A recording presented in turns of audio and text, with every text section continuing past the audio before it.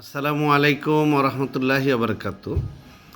প্রবাসীরা যারা ভোট দিচ্ছেন দেশের বাহির থেকে, তাদের সবাইকে অভিনন্দন।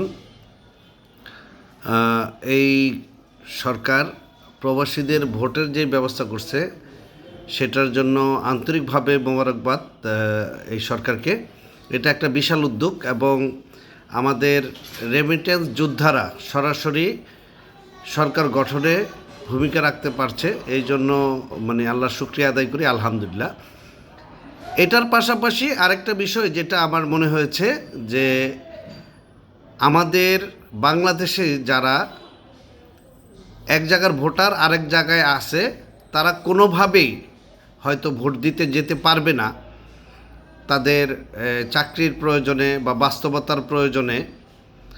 তাদের জন্য এই সরকার অথবা পরবর্তী সরকার অথবা আমাদের জনপ্রতিনিধিরা কিছু ভাবছেন কি না, এটা একটু আমার জোর দাবি রইল এই বিষয়টা খুবই সিরিয়াসলি ভাববার জন্য।